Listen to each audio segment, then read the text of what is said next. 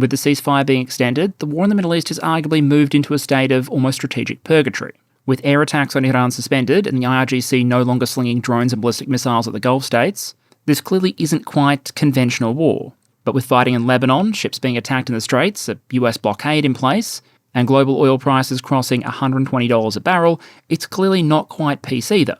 All the while, weeks in negotiations don't appear to have yet produced a workable agreement, and with the public gulf in negotiating positions between Washington and Tehran remaining so wide you could probably sail a supertanker through it, I thought today was a good opportunity to zoom out and look at the current state of the crisis from a strategic perspective, asking how we got to the current state of a halfway kind of ceasefire, who might be winning or losing from that strategic pause, as well as why the incentives on both sides are likely to make it so difficult to reach a final agreement, and how these various militaries are positioned if negotiations do break down and the war starts up in earnest again.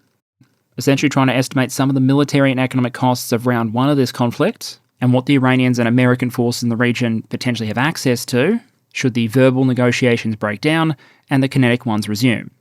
And to answer that question, there's 4 main topics I want to cover. Firstly, the ceasefire itself, and importantly, what the various sides are gaining or losing as that ceasefire continues.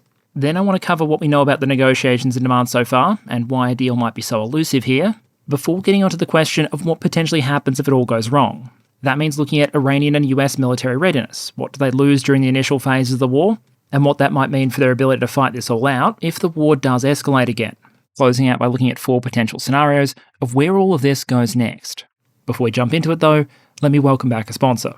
For better or worse, and frankly more one than the other, when it comes to the pace of potentially world-changing events, 2026 has continued to deliver, which can both make it hard to keep up with relevant stories and make sure you're getting the different angles when you do.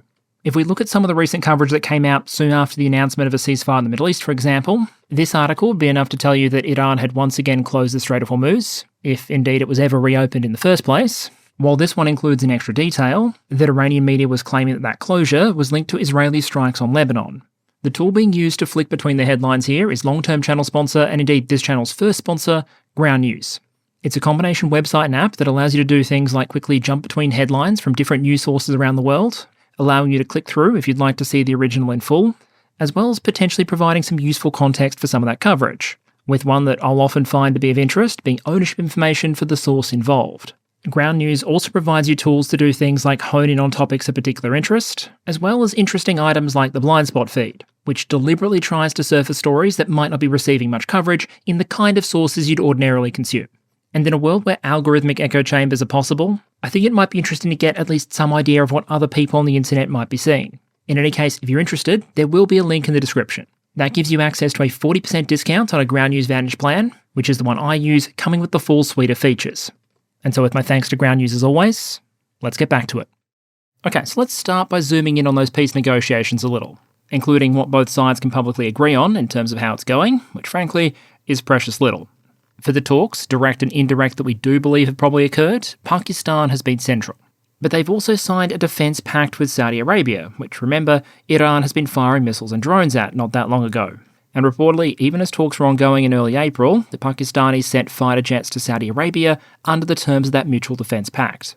Geopolitical oddities aside though, Pakistan has been openly willing to offer Islamabad as a forum for negotiations. Tehran and Washington have signalled multiple times they consider that acceptable, and ultimately that's what matters when it comes to deciding a location for talks. As for how those talks have been going though, if you follow some major political leaders on both sides, you might be forgiven for thinking the talks they're describing are occurring in parallel universes, with one theme generally holding fairly constant.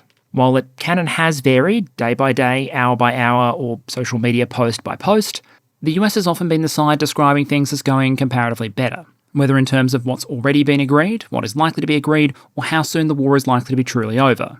Meanwhile, in the Iranian narrative, talks often seem much further away from success, if they even admit to having them at all. And you'll remember there have been several occasions over the course of this war and the subsequent ceasefire, where some US figures have seemed to suggest that negotiations are progressing well, only for some Iranians to come out and suggest the United States must be negotiating with themselves, because the Iranian government isn't actually participating in any talks. Obviously there's some he said, she said going on here, and some of it might be a matter of characterization. Do you describe indirect back-channel talks as negotiation, for example? Or does it only count if it's representatives of both sides' foreign ministries sitting down at a single table, talking person to person or directly over the phone? Piercing that veil with 100% confidence just isn't something we're going to be able to do with the information we have. But what I do think is very important to point out is one of the reasons why this might be happening. To paraphrase an old economics maxim, show me an incentive and I'll show you the behaviour. And in this case, both sides have incentives that point in very, very different information warfare directions. While negotiations play out, what the United States generally wants is for the global economy to be in the best shape possible, and more directly, energy prices to be as low as possible. American consumers don't like paying more to fill up. They don't like the indirect effects on inflation on everything else. US allies around the world, especially those more reliant on energy imports or with more limited financial means, are going to be hurt more and more for every dollar the price goes up. I mean, you could argue that the burn rate, if you like, of American soft power is at least strongly correlated to the Brent index. Here's the thing though, energy, especially energy futures, don't just trade on the basis of current supply and demand, they trade on future expectations. And if enough of the market believes that the war is likely to end tomorrow, the Strait of Hormuz reopen and energy flood back onto the market, then a lot of trading is going to take place on that basis and the price is going to come down. Now, obviously, if that isn't really true, eventually the market's going to figure out that, oh shit, there isn't actually enough physical oil around, at which point you'd expect the supply squeeze to light a fire under the price. But the US wouldn't hypothetically need price suppression to last forever, just long enough to put enough pressure on the Iranians to actually get a peace deal and minimise the damage in the meantime. So if there's a chance that a bit of positive spin can keep the price down, then Washington might have a fairly strong incentive to imply that negotiations are about to deliver results, at least when the market is open or about to open. And what you can see here, I'd argue, is imperative proof of just how this phenomenon can work. On the 23rd of March, just 2 days after threatening to strike Iran's power plants, President Trump posted on Truth Social the United States had, quote, very good and productive conversations, all caps, end quote, with the Iranians over a prospective, complete and total resolution to hostilities. Brent oil futures crashed from more than $110 a barrel below the $100 mark, presumably making all those traders who obviously just had a random feeling about 15 minutes before the announcement and decided to trade that dip a shit ton of money. Nothing to see here, citizen. Move along. One potential example of this positive framing incentive in action was seen in how the United States chose to respond after a number of recent Iranian attacks on shipping in or around the Strait, with Carol Leavitt apparently seeming to suggest on national TV that at least some of these Iranian attacks on shipping don't constitute a violation of the ceasefire because the ships in question were not American or Israeli. I'd suggest that from a strategic and narrative standpoint, that statement is certainly a statement. Remember, when initially setting up the ceasefire, the claim was that Iran had agreed to the complete, immediate and safe opening of the Strait. And from a strategic perspective, the Strait can hardly be considered open if the only ships allowed to move through it are American or Israeli. The US and Israel are tiny actors in the global oil shipping business. And from a hard geopolitical and economic perspective, there's really two reasons why the Americans would want the Strait open in the first place. One, because their Gulf allied states desperately need it in order to support their own economies, and two, because the economy would benefit from lower energy prices, greater fertiliser availability, a restored supply chain for helium and many other things aside, and the fact that US voters tend to get a bit cranky when petrol crosses $4 a gallon. It's just basic math that a ceasefire that only protected American or Israeli tankers wouldn't achieve those objectives. And on that topic of potential ceasefire violations and Washington's incentives to either call it one or not, it's worth remembering there's also an American political and legal dimension here. According to the US War Powers Act that dates back to 1973, under certain circumstances, US presidents have the legal power to deploy troops and military force, but if those operations are going to stretch beyond the 60-day mark, you're meant to secure congressional approval. For the operations that began on the 28th of February, that deadline would have hit on the 1st of May. But the White House has argued that that deadline isn't relevant here because the conflict has been terminated by the ceasefire. To quote from a letter by President Trump, the ceasefire has since been extended. There has been no exchange of fire between the United States forces and Iran since April 7th, 2026. The hostilities that began on February 28th, 2026 have terminated. End quote. Regardless of any legal fight that might still take place in the United States, this dynamic might still apply a bit of an incentive to the White House to slant their description of the current situation a particular way. Meanwhile, from an economic and geopolitical perspective, Iran's incentives in all this are arguably just the inverse. Even if negotiations were hypothetically going very well, they'd have an incentive to describe them as moving about as fast as the Ceasefire front line. Unless or until a peace deal is ultimately struck, energy prices are one of Iran's major strategic weapons here. The higher they are, the more their adversaries are going to feel the pain, and the more they're going to get for whatever energy they are able to successfully export. Basically, the more compelling of a Duma case the Iranians are able to sell to the global market, the more they make, to the point where the Iranians have at times not just openly denied talks are occurring, but also openly suggested that some American remarks were, quote, part of efforts to reduce energy prices and buy time to implement his military plans, end quote. Now, of course, the Iranians do conveniently gloss over the fact that they have an incentive to do the opposite, but as long as we're aware of those incentives, I think we can move on.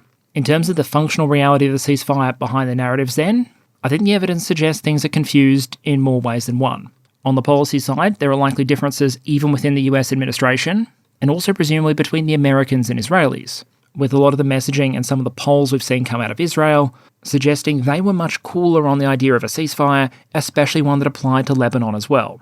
Then you have the Iranian leadership, where there's obviously been a bit of a significant workplace reshuffle, especially in the upper echelons, and evidence suggests that not all the major players are still on the same page when it comes to dealing with the United States. Based on their past comments and actions, for example, we might expect Iran's current president, Masoud Pezeshkian, is probably likely to have a lower strategic pain tolerance for economic damage than, for example, the bloke with all the guns in this equation, head of the IRGC, Ahmad Vahidi. Remember, Brigadier General Vahidi is the third leader the IRGC has had in less than a year. His predecessor was killed on February 28th, and his predecessor's predecessor during the 12-day war in June 2025. In terms of the battlefield practicalities of the ceasefire, once again, things are complicated. One area where it does seem to apply is significant chunks of the air and missile war. The Iranians aren't currently launching ballistic missiles and one-way attack drones from Iran proper, and the US and Israelis aren't launching air and missile attacks right back. However, in the Strait of Hormuz and the Persian Gulf, practically speaking, the ceasefire isn't on, or at least it's not on enough. Between a US blockade, the occasional Iranian attack, and press releases that sometimes use the M word, shipping rates through the critical choke point remain greatly depressed from pre-war levels, although you do see the occasional ship running the strait anyway, including recently, in one of the War Stranger incidents, a super yacht belonging to a Russian oligarch. Then you have Lebanon, which is technically meant to be part of the agreed ceasefire, but has still seen various operations as well as air, missile and drone strikes. While I mostly want to give Lebanon the justice of its own episode, in SparkNotes terms, at the moment, the Israeli military occupies an entire southern strip of the country. People have been displaced, homes and infrastructure destroyed, and even as talks play out between the Israeli and Lebanese governments, fighting between the IDF and Hezbollah continues. With that fighting including, because this is 2026, extensive use of small drones. What you can see on the right there, for example, is a small, reportedly Hezbollah-controlled FPV, launching an attack on a concentrated group of IDF troops as they attempt to load a casualty for evacuation. Now, out of an abundance of caution for YouTube, I'm not going to show that video, even though it appears to show the drone missing. But suffice to say, having watched that engagement, my analysis would be that if luck had gone differently, or if it had been either an experienced Ukrainian or Russian drone pilot at the controls, this incident would have been less of a warning and more of a mass CAS event. So I think it's fair to say that when airstrikes are continuing and drones are being launched at medevac teams, calling the situation a ceasefire might stretch the definition of the term.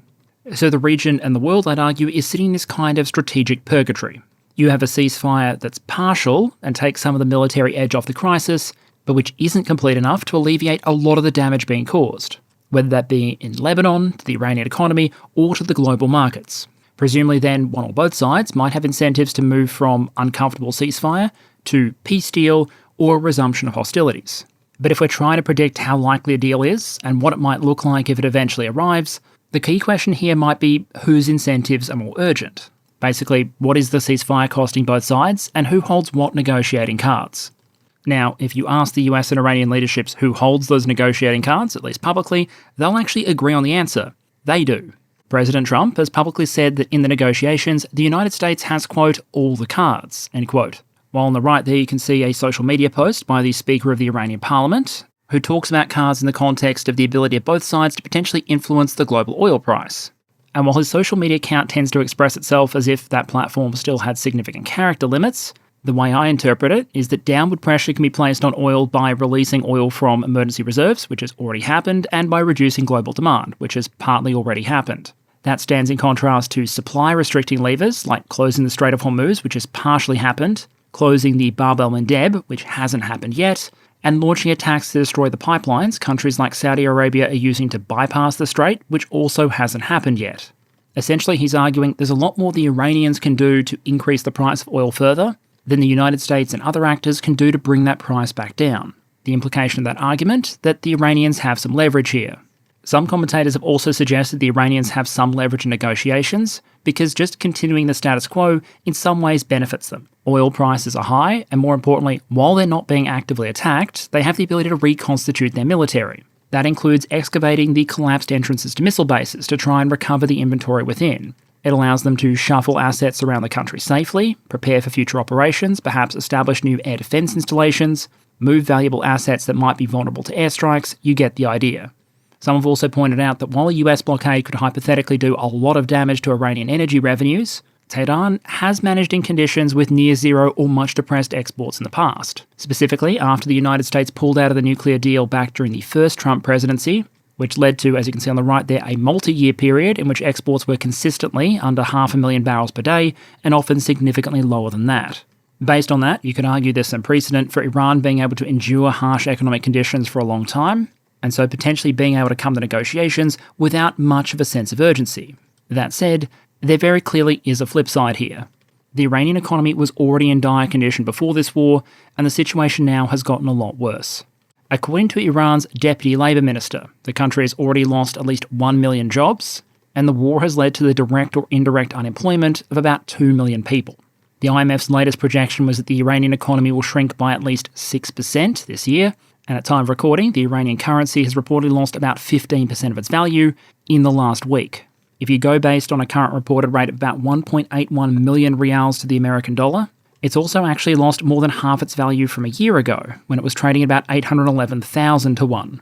I'll also note that one aspect that might not be fully captured in the official figures, to the extent we can even trust them in the first place, which is a big if, is that one option available to at least some Iranians before the war broke out was remote employment, either engaging digitally in Iran itself or with employers in another country. With the internet still shut down in the country though, that's not meant to be an option anymore. And while yes, there might still be some Iranians that are able to use systems like Starlink to maintain connectivity and keep up employment outside the country, I think most of us would agree that working a job is often stressful enough without potentially having to face a prison sentence for it. Arguably then, while we've seen plenty of signs of hardliner control and influence in the Iranian government, there are some incentives, primarily economic, that might want to push the Iranians towards at least some sort of settlement. All else being equal, that would imply the US holds significant cards in the negotiations. I think that's true, but as we noted earlier, the Iranians clearly believe they have some of their own. Strategically speaking, some Iranians might be of the view that at the moment, the United States is kind of bogged down in an uncomfortable middle ground. The war with Iran is generally unpopular at home, and the US midterms get closer every day.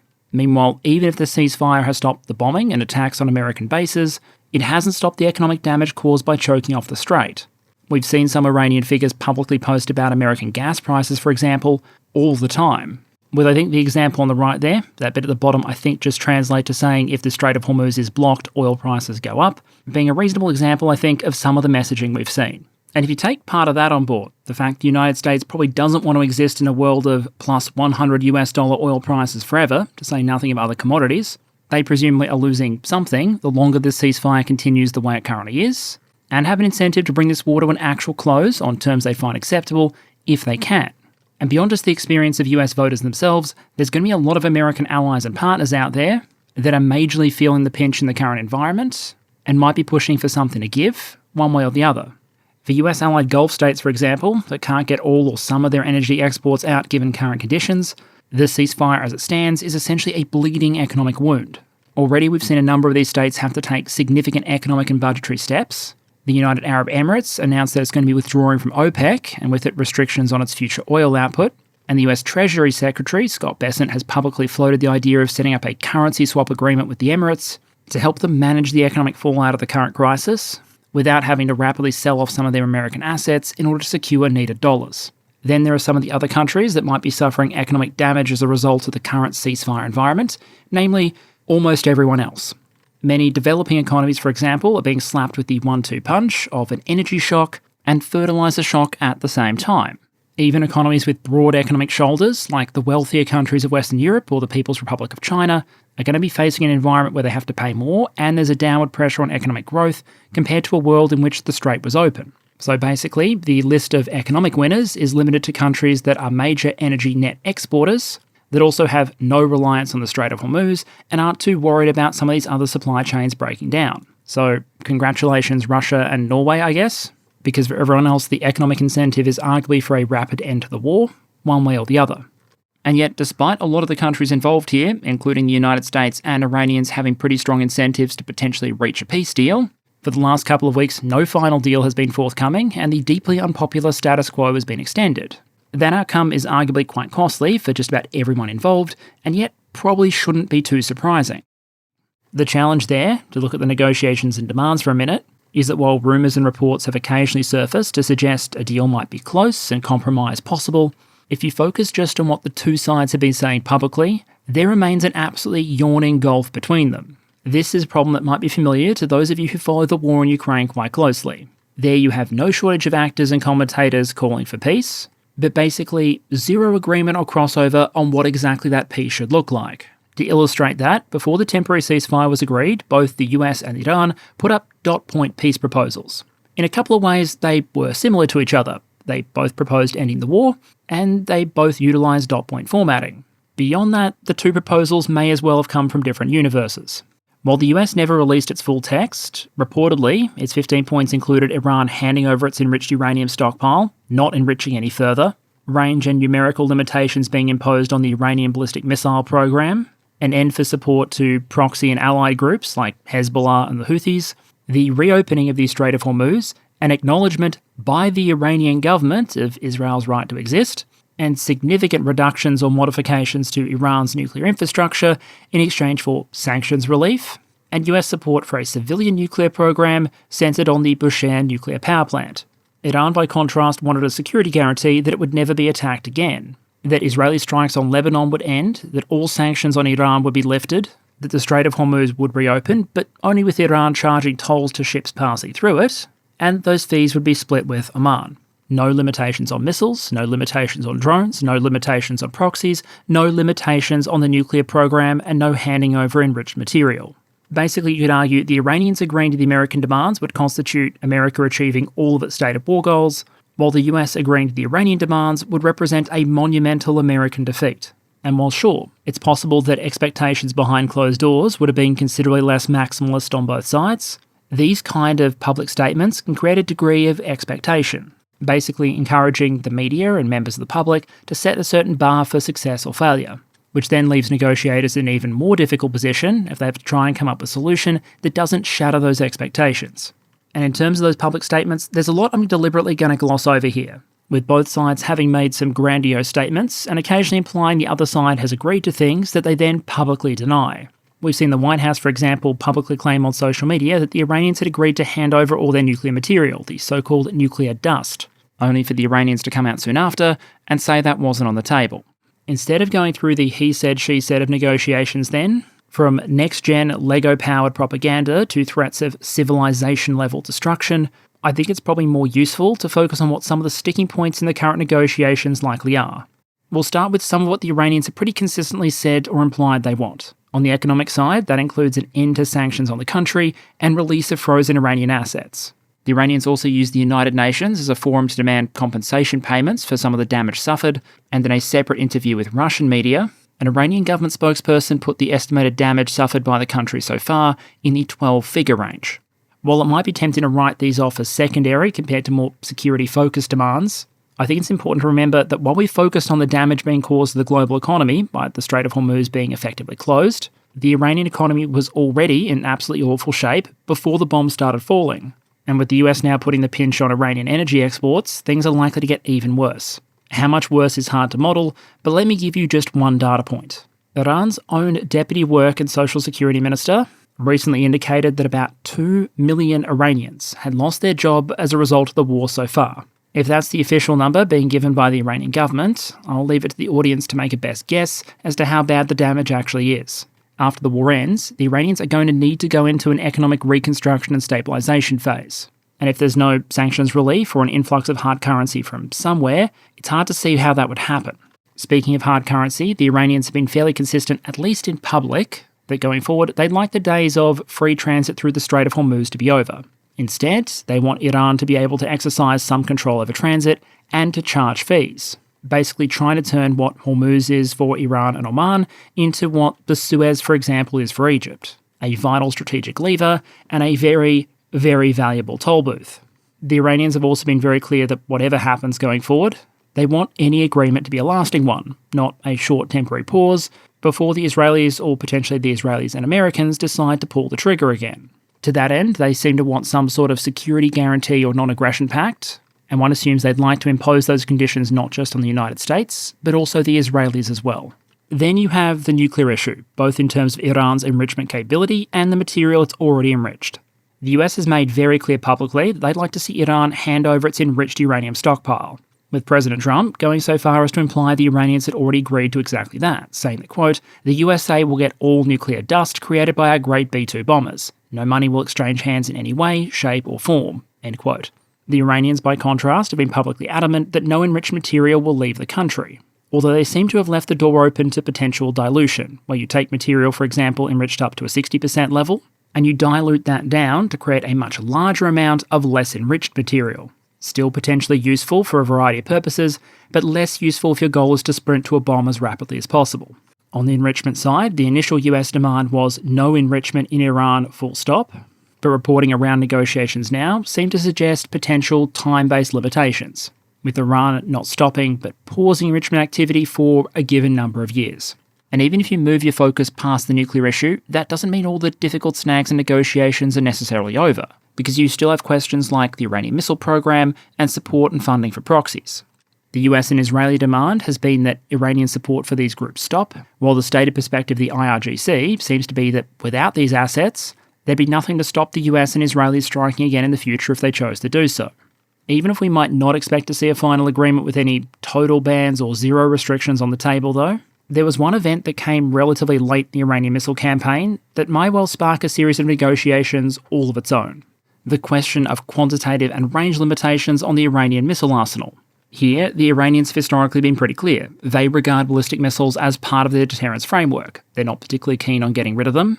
And with the attempted strike on Diego Garcia that we talked through a bit last week, they've demonstrated at least some limited capacity to launch missiles at targets much, much further than the previously disclosed 2,000-kilometre limit. On the flip side, the United States, and especially the Israelis, are going to want limits. After all, remember, it was the trajectory of build-up in that missile arsenal that was one of the Israeli justifications for war in the first place. While one concern we've seen expressed in the United States is that if Iran was able to build up its missile and drone arsenal to a sufficient point, it might be able to use it to essentially hold the energy infrastructure of the region hostage, and then potentially use it as a deterrent against attack if, for example, they were to dial up their nuclear program. Basically, if you rip a lot of that nuance away, you can reduce it down to a core negotiating problem. Iran wants to be able to build a sufficient drone and missile arsenal that it can effectively deter other countries, including the United States, whereas the US and Israel don't want to be put in a position where they can be deterred, because they want to preserve their ability to intervene in the future. It's a square peg, round hole situation that's likely to make for difficult talks. And if the negotiating process can't bridge the divide across enough of these issues, or the countries agree to temporarily disagree and kick some of the major issues down the road, the Iranians have suggested deferring discussions of the nuclear program, for example, then the world might be left in one of two uncomfortable scenarios. Either the status quo not quite ceasefire persists, which is economically pretty damaging for just about everyone, or one side or the other calculates that they would be better off resuming direct military confrontation. With a key question there being, what's the state of these forces after the first wave of fighting, and how might that affect their calculus to start shooting again or not? Okay, so if we want to make some observations about losses and the status of the forces leading into the ceasefire, I think we'll open with the more difficult of the two to assess. The challenge with assessing the state of Iranian forces in particular is that while all warfare might take place amidst a thick fog with a significant dose of deception, trying to assess the Iranian military introduces a whole additional layer of opacity, even compared to the likes of Russia and Ukraine. As you can see on the right there, even within the bounds of the same media source, the narrative can vary wildly based on the source and the timing. For example, if you're looking at claims about current Iranian missile production rates on the 19th of April, an IRGC commander reportedly said the country was rebuilding its missile and drone stockpiles faster during the truce than it was before the war. That would be a particularly impressive achievement, especially given the reporter claimed the next day, crediting unnamed senior Israeli military officials, which included the headline, quote, "Iran currently cannot manufacture any new missiles," Israel says, end quote. So if we can't reasonably rely on the narrative, surprise, surprise, what are some of the things we might be able to verify or not using the visual data available? For one, the overwhelming majority of their larger naval assets now appear to be gone.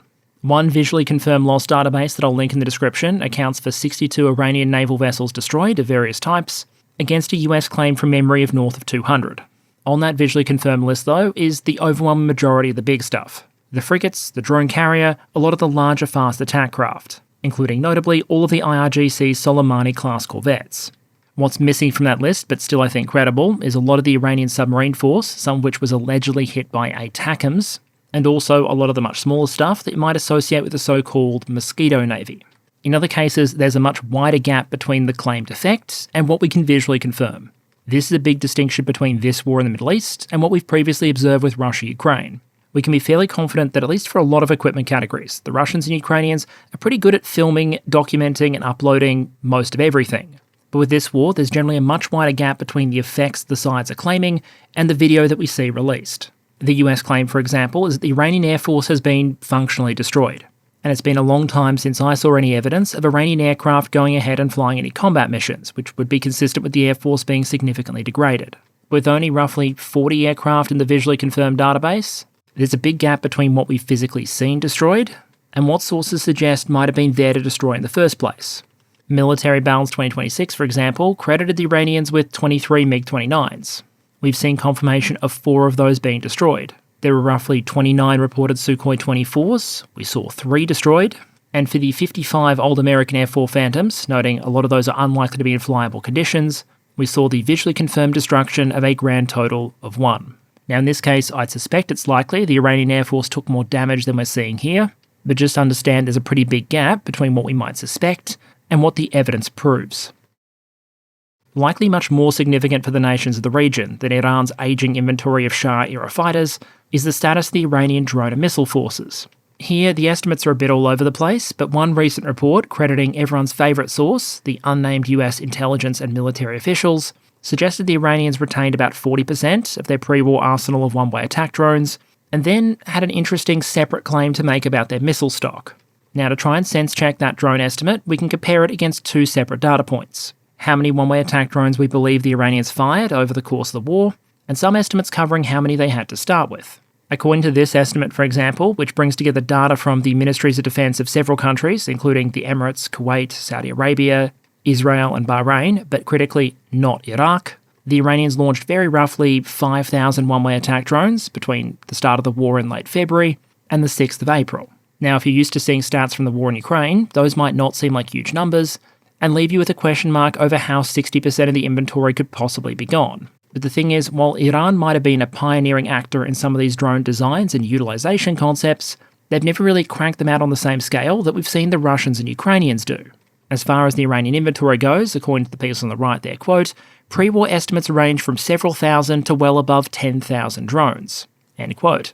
Now obviously we can discard those lower estimates, as it's hard to launch 5,000 drones when you only have 2,000 or 3,000, but even if the stockpile was, say, 10,000, launching roughly 5,000 would put a pretty significant dent in the inventory.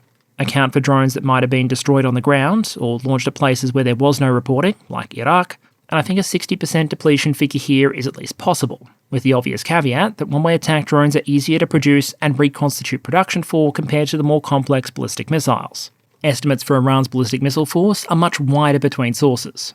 That same American source that gave the 40% of drones remaining figure, for example, suggested the Iranians likely entered the ceasefire with about half their missile launchers intact, and then was able to relatively quickly dig out about 100 additional launchers that had been buried inside caves and bunkers, quote, bringing its stockpile of launchers back up to about 60% of its pre-war level.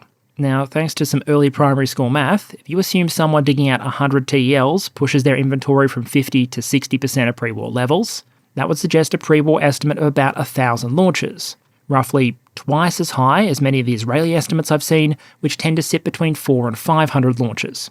Despite the wide ranges though, I think there are a few things we can say with confidence. Initially, a lot of Iran's launchers were destroyed, but a lot more were also suppressed, buried inside facilities, for example, that had their entrances collapsed. What appears to have happened, and then later being quietly clarified, is that early on, when Israeli sources, for example, were claiming the Iranians had lost 60% of their launchers, what they actually meant is the Iranians have lost a given percentage of their launchers, and the rest are buried and currently unavailable. That doesn't make a huge amount of difference if your goal is to suppress missile launch activity in the short term, but it makes a huge amount of difference if your plan is to destroy that capability long term. And with a significant share of Iran's launchers likely surviving underground, even if they are buried, I think it's reasonable to assume that the more extreme claims we've seen on both sides are equally untrue. And despite Secretary Hegzer suggesting the air campaign had, quote, functionally destroyed, end quote, Iran's missile program, I suspect the reality is that if the war resumed tomorrow, Iran would be able to resume launches. That still leaves a bunch of unknowns though. For example, the Iranian missile force was a very diverse one. You had everything from older, cheap, short-range ballistic missiles that could at best be used for area targets in places like the UAE, and then you had much more expensive, more modern, longer-range, sometimes more precise systems that we saw used quite effectively in some cases against American point targets. An even bigger question potentially is Iran's remaining missile production potential. Here, the Iranian contention is often they're producing missiles faster than ever before, while Israeli and American estimates tend towards a lot of that production capacity being destroyed, damaged, or at least degraded. Based on what we've been able to see in satellite images, it's clear there's a huge variety of facilities across the full breadth of the Iranian missile production chain that appear to have been struck. And once again, a lot of that is only known because of commercial satellite imagery, not because of anything that was released by the American and Israeli militaries. But there's a few challenges translating image after image of struck buildings into a hard estimate of how much damage has been done to production potential. For one, we don't know how much damage was done to a lot of the underground facilities. While it was very easy to see in images when a tunnel had collapsed, for example, in the absence of major visible secondary detonations, it's hard to know how much damage bunker busters used against some of these sites actually did to whatever was stored within. Meaning some of these missile cities could range from thoroughly intact but logistically challenged in the short term to effectively deleted. Another difficulty is knowing what was actually inside a building at the time it was struck. What you can see on the right there, for example, is an after image of Iran's Gamdara missile base, where at least one building has been more or less removed, and 5 others have brand new holes in the ceiling. But even if those buildings contained valuable equipment or stockpiles before the war broke out, it's often going to be very difficult for us in the open source to determine whether that stuff was still there at the time the bombs fell, or whether the Iranians were able to relocate it by that time. In other cases, repair horizons might be a major open question. In this image you can see a number of structures, including a tunnel entrance destroyed or damaged in American strikes at the Ahmad missile base north of Tabriz, with all 3 of those notably having been rebuilt after being struck during the 12-day war in 2025. The core point here is that broadly, the Iranian military and the Iranian military industry has taken a number of heavy hits. In some cases, entire bases have been levelled. We've seen massive secondary detonation at known depots. Production infrastructure has been pummeled and in some cases likely paralysed, while a lot of the remaining launcher inventory was at least temporarily buried in some of these hardened underground sites. Some aspects of Iranian military capability, larger air defence systems, larger surface combatants, and of course the Iranian Air Force appear to have been taken mostly off the board. But, while estimates range around the exact percentages, I think a recent US Defense Intelligence Agency assessment captures what a lot of the available evidence seems to point to. Yes, the Iranian militaries might have taken an enormous amount of damage, but their capabilities are far from exhausted. Quote, Iran retains thousands of missiles and one-way attack UAVs that can threaten US and partner forces throughout the region, despite degradations to its capabilities from both attrition and expenditure. In addition, Iran poses a persistent threat to freedom of navigation throughout the Persian Gulf, Strait of Hormuz, and the Gulf of Oman, including retaliatory seizure of commercial ships and the threat of mining the Strait of Hormuz. End quote.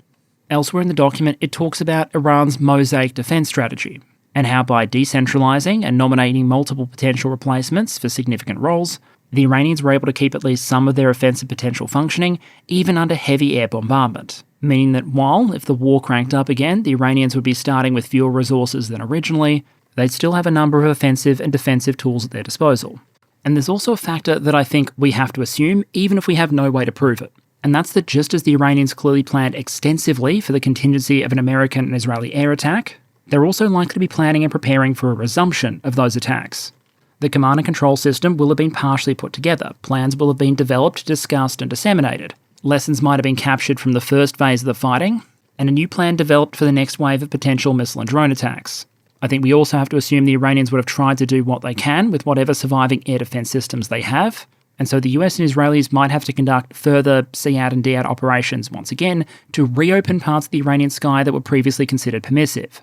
In other words, the Iranians might have lost a lot of material and assets in the first phase of the fighting, but if we assume they've been trying to take full advantage of the ceasefire period, they're likely to be stronger and better prepared when fighting resumes, if it does, than they were when the ceasefire was first agreed.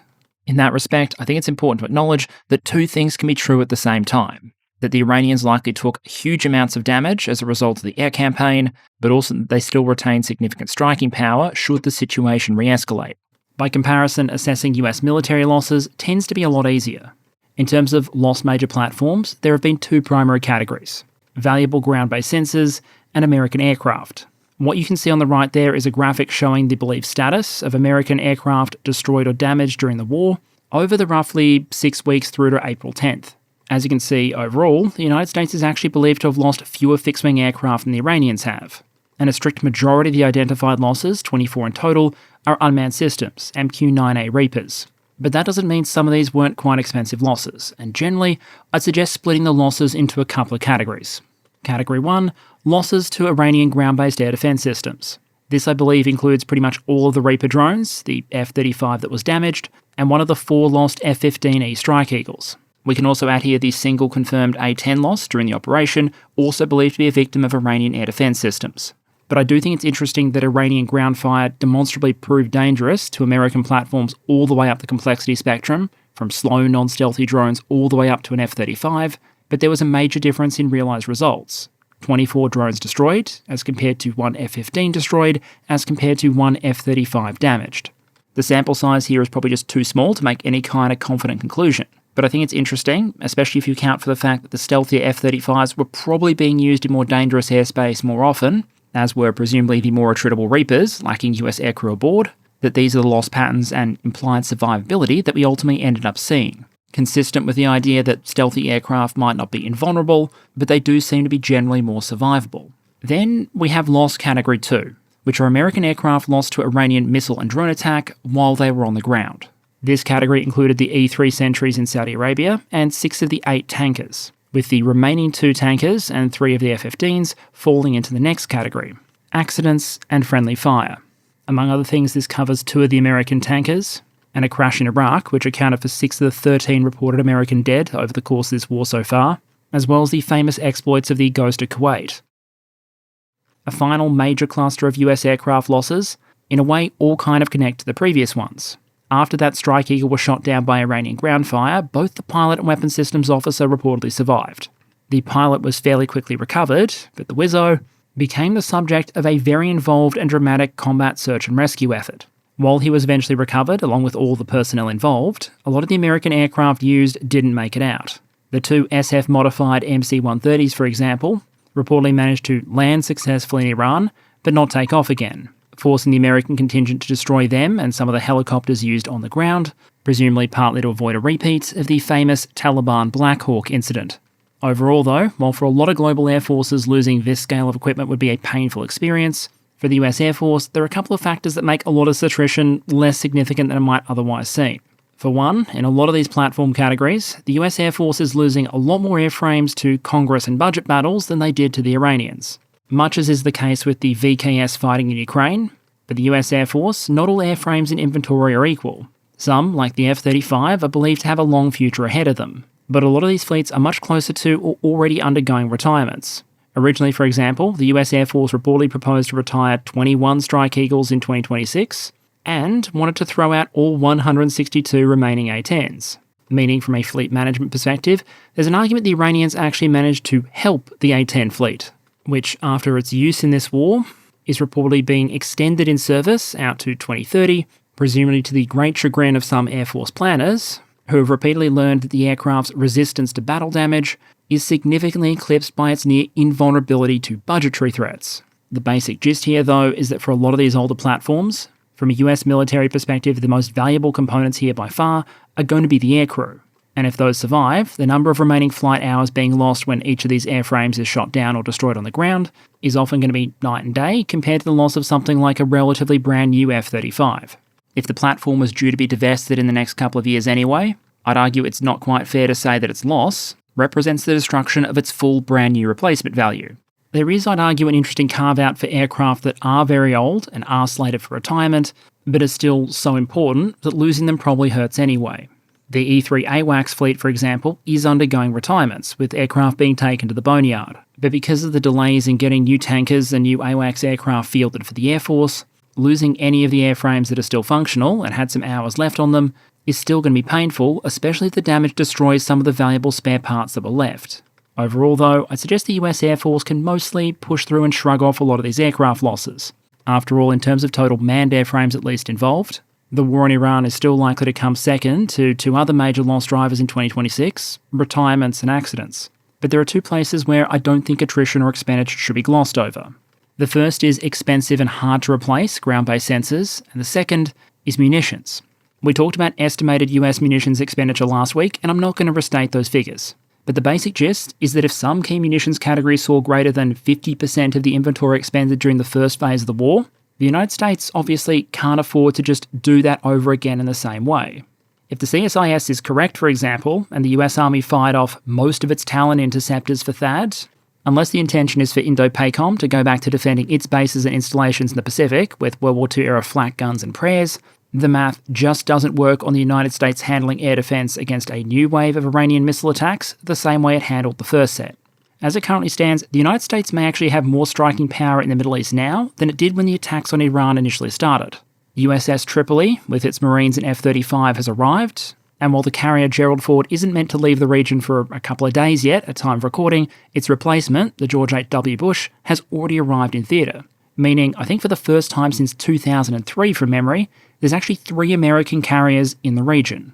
Even once the Ford leaves, that represents an enormous amount of conventional striking power. But with the munitions, especially defensive munition picture being what it is, I think the asterisk is that if the fighting resumes, there's an imperative for the United States military to be a bit more creative, to find solutions to defensive problems, for example, that don't always involve getting expensive missiles. It's been reported, for example, the United States has deployed Ukraine's SkyMap software platform to protect Prince Sultan Air Base in Saudi Arabia, and one might expect that during this break in military action, there's been a lot of effort put into counter-UAS and also base hardening. The imperative is also probably there on the offensive side, and one expects the Pentagon knows it. While the Pentagon is always going to want as large a munition buffer as possible, looking at estimated US inventories before the war, firing 1,000 Tomahawks at the Iranians is the kind of contingency they can probably work with. Fire another 1,000 Tomahawks though, and the situation might look a bit different. Options here include accepting additional risk to aircraft to use more standing munitions like JDAM, or trying to leverage as much as possible more affordable standoff munitions like Lucas. This American take on, ironically, the Iranian Shahed-style drone was described as indispensable by America's CENTCOM commander, although just a couple of weeks of ceasefire probably doesn't leave a huge amount of room for additional production. The point is, if this does go to round 2, the US does appear to have enough assets in the region for a second act. The apparent trade-off then isn't so much whether the United States would risk running out of military assets to prosecute a war with Iran, but instead what it would mean for US readiness in other theatres, or its ability to sell and supply weapons to its various allies, if those munitions, airframes and budget dollars were consumed in the Middle East, rather than being directed to other theatres.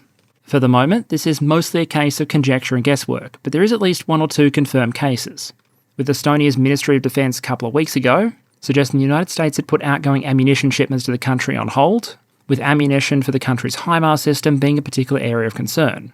Suffice to say that even if a peace deal was struck tomorrow and the strait immediately reopened, for Europe this would still have been a costly and disruptive incident. So where does all that potentially leave us as at time of recording, and what's potentially coming next? While projection's always going to be difficult, I think it's worth thinking about 4 key scenarios. The first is the perpetuation of the status quo. You have a partial ceasefire that continues to be extended, talks that continue, and an environment where we don't see the Iranians and United States trading air and missile attacks against each other's bases, for example, but the US blockade of Iranian ports continues, and the strait remains mostly closed. In that environment, the question becomes basically, who blinks first under the economic and political pressure? And so an example of a case where you might expect this scenario to persist for a while is where both sides do that strategic calculus and conclude the other guy is going to blink first. If the US thinks additional economic pressure and time is likely to push the Iranians to greater concessions, while the Iranians are looking at the global oil price and the American political environment and concluding the opposite, then you could potentially end up with a 2 to tango situation, at least for a while, where the wartime emergency of the closed straits and a US blockade becomes the new normal, at least for a while. One of the potential advantages of this scenario, despite the costs, especially for the Iranians, is that it's one with a lot of contained risks and known quantities. When a situation goes kinetic, things can change very, very quickly. Maybe the Iranians are able to knock out the east-west oil pipeline or attack a critical piece of energy infrastructure, sending additional shocks into the global market. Meanwhile, if the US and Israeli air campaign were to resume, significant additional damage to Iran is all but guaranteed, and the compulsory early retirement of more of its leadership likely probable. Another factor the Iranians might be considering is the difficulty in the US remaining postured against them forever. The Israeli and Iranian forces, such as they are, obviously aren't going anywhere, but the United States is a global power with global interests, and there are places it might want its marines, its carriers, its aircraft and enablers that isn't just standing by in the Middle East, ready for a resumption of hostilities. An example of this I touched on earlier in the video is that while the United States has briefly built up to the point of having 3 super carriers in the Middle East, after a repeatedly extended deployment, the 4 just has to go home, leaving 2 carrier groups for the IRGC to worry about rather than 3. That said, the longer the status quo persists, the greater the economic damage to both sides. And with the Iranian economy being in the state that it is, there are probably some pretty strong incentives in play to make sure this scenario doesn't go on forever. One way to achieve that would be an actual final peace deal between Washington and Tehran. That scenario would likely provide the greatest economic relief and certainty for the parties involved and bystanders around the world. The key challenge, though, is just how far apart both sides' demands appear to be, which makes actually getting to that kind of deal anytime soon a deeply uncertain prospect. One alternative to a final deal, then, that we've seen the Iranians propose is one that just kicks the strategic can down the road. What they've suggested is taking some of the deal-breaker issues, most importantly the nuclear question, off the table for now, and just agreeing in the short term to certain measures designed to reduce the economic pressure. The Iranians could potentially open the strait, for example, in exchange for the US dropping their blockade. A potential advantage here from both sides' perspective is that kind of agreement would reduce the amount of economic pressure. The downside, that it would reduce the amount of economic pressure. A decision maker in Washington, for example, might look at that kind of proposal and conclude that if they can't apply direct military pressure to Iran and they can't impose a blockade, the chance of actually pushing the Iranians into a deal the US would consider acceptable on something like the nuclear issue goes down significantly.